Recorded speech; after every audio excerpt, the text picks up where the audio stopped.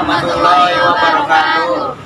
Kami di sini akan mewawancarai salah satu guru PKN dari SMA 1 Garawani tentang pembahasan dengan saya Dina Syani dan rekan saya Jekian Maulana. Saya Salok Kebiani, saya Rina, saya Irma Yudhini. Mari ikuti kegiatan masyarakat. Assalamualaikum warahmatullahi wabarakatuh. Waalaikumsalam.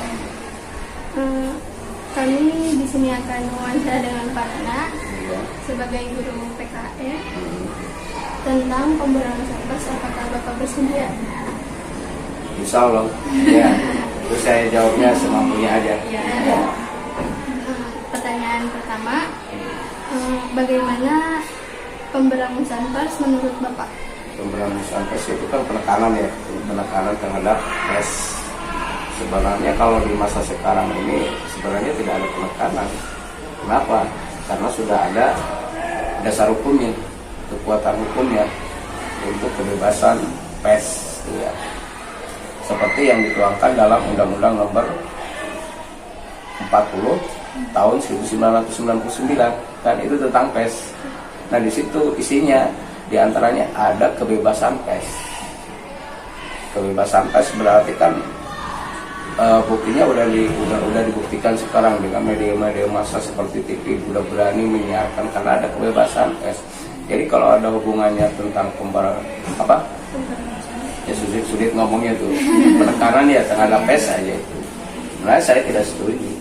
Kalau di zaman sekarang ini bukan masa orde baru. Kalau masa orde baru iya ada penekanan terhadap pers ya, di mana pers tidak boleh mengkritik pemerintah.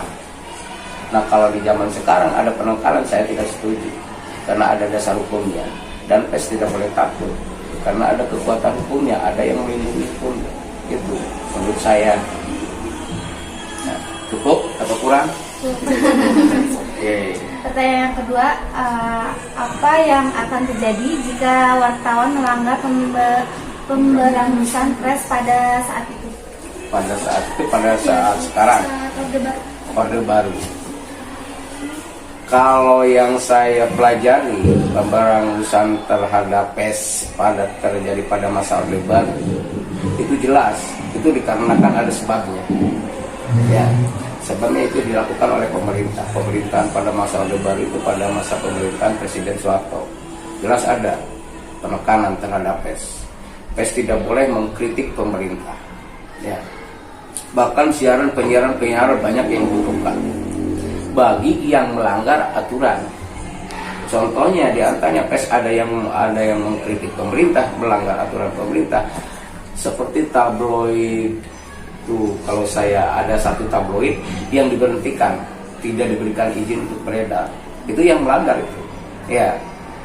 Nah, itu karena pada waktu itu sistem demokrasinya itu adalah walaupun sistem demokrasi Pancasila, sebenarnya itu sudah diberikan kebebasan ya. Tapi kan yang berkuasa itu adalah seorang presiden pada masa orde baru. Tetap aturan pemerintah harus dipatuhi. Nah, banyak sekali penekanan bukan hanya pada pers.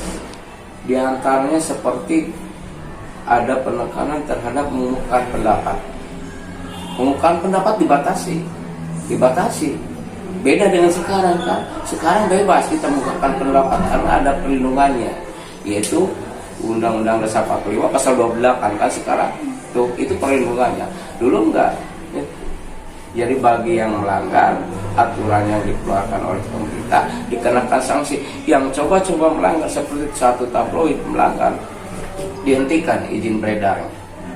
Itu kan pelanggaran terhadap yang mencoba melakukan perlawanan terhadap apa itu tuh pemberantasan ya itu. Untuk pertanyaan ketiga, mengapa saat orde baru terjadi pemberantasan pers? Berarti penekanan terhadap pers ya seperti yang tadi saya udah bicarakan ya, kan adanya penekanan pemerintah tidak mau dikritik ya, tidak mau dikritik oleh pers, sehingga media informasi itu ditekan oleh pemerintahan dan semua media merasa tidak berani untuk melakukan menyampaikan informasi terhadap masyarakat. Contohnya media elektronik aja seperti TV pada masa Orde Baru. Ada berapa TV? Cuma ada TVRI aja. Benar nggak? Beda dengan sekarang, kan? Itu buktinya adanya pemberangusan terhadap pers.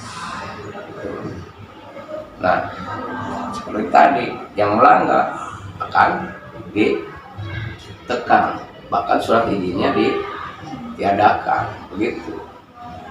Terjadi pada masa Orde Baru sepanjang 32 tahun, sepanjang masa kepemimpinan Soeharto, itu kurang lebih 32 tahun, sampai dari tahun 66 sampai tahun 98 itu rakyat Indonesia itu ditekan, dibuka-bukan hanya pers aja, seluruh warga negara Indonesia.